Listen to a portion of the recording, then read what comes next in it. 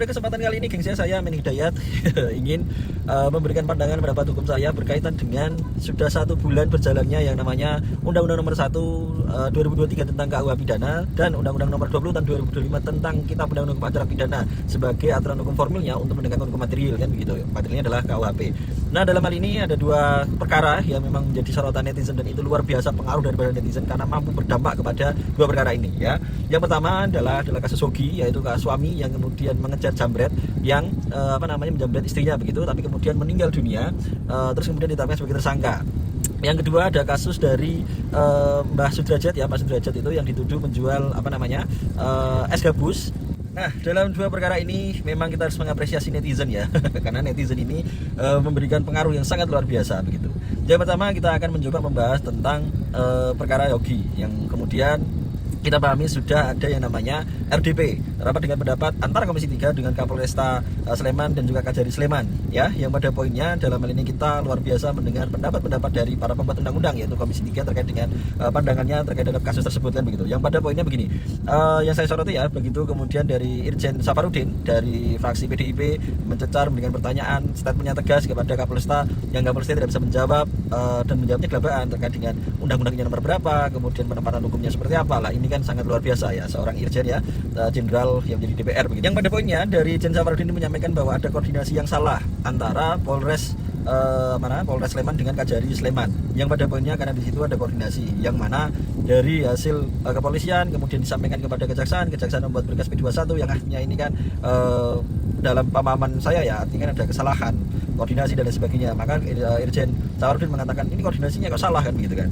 Nah, karena memang begini, dalam hukum pidana itu ya, kalaulah kita memakai pemahaman yang hukum terbaru itu harus kita pahamkan bahwa pasal 34 sebagai disampaikan oleh Irjen Safarudin itu kan tidak dipidana berkaitan dengan keadaan membela diri terhadap serangan seketika dan lain sebagainya itu ya, itu tidak dipidana. Nah, sedangkan dalam KUHP kita yang baru itu di dalam pasal 3-nya ayat 1-nya itu menyampaikan ada asas ya, asas hukumnya yaitu adalah asas lex favorio yang dimana adalah terhadap peraturan yang baru kemudian atau yang lama, ketika ada peralihan begini maka dipakailah aturan yang menguntungkan bagi pelaku tindak pidana atau pembantu tindak pidana. Jadi kalau hal seperti ini kemudian dinyatakan dalam KUHP yang baru, ternyata pasal 34 menyatakan perbuatan yang demikian ini bukan tindak pidana, artinya Yogi ini ya tidak tepat dikatakan sebagai tersangka terhadap peristiwa yang mengakibatkan orang lain meninggal, kan begitu kan. Nah, jadi pemahaman saya menafsirkannya demikian. Saya sepakat dengan yang disebutkan oleh Irjen Safarudin dan juga anggota Komisi 3 yang lainnya. Jadi memang ada pemahaman atau kekeliruan penerapan pasal yang dilakukan oleh APH terkait begitu ya. Yang kedua perkara es gabus. Ya, yang kalau ini belum masuk kepada materi substansi hukum, tapi kemudian ya peran serta pemahaman baik daripada netizen akhirnya yang dialami oleh Mbak Sudrajat ya terkait dengan es jualannya itu kemudian kan berdampak hal yang baik, artinya polisi pun juga tidak bisa serta-merta melakukan hal-hal yang tidak baik karena di situ ada polisi dan juga tentara ya, Babinsa dan Babinkamtibnas dalam hal ini. Nah, dalam perkara yang Mbak Sudrajat ini alami adalah dia dituduh menjual makanan yang bahannya berbahaya, dan dalam hal berbahaya ini kemudian dituduhnya melakukan dalam hal ini ya APH ini ada Babinsa sama Babinkamtibnas ini, kemudian narasi yang memang saya soroti adalah narasinya kenapa harus disampaikan biar yang modern kamu saja gitu kan, ini kan tidak etis ya begitu ya, yang kemudian ternyata diketahui bahwa bukanlah dari bahan yang berbahaya dan lain sebagainya. Namun dalam sisi lain Mbak Sudrajat sudah mengalami penganiayaan dan juga hal-hal yang tidak mengenakan gitu. Nah, substansi atau poinnya dalam hal ini sekali lagi netizen luar biasa karena mampu menjadi hal yang baik ya, karena ini menjadi viral dan kemudian menjadi parodi di media sosial begitu luar biasa. Poinnya dalam 2 perkara ini berdampak kepada aparat penegak hukum sendiri. Kalau dalam perkara Hoki di sini Kapolrestanya dan juga Kasat Lantasnya itu dicopot dari jabatannya.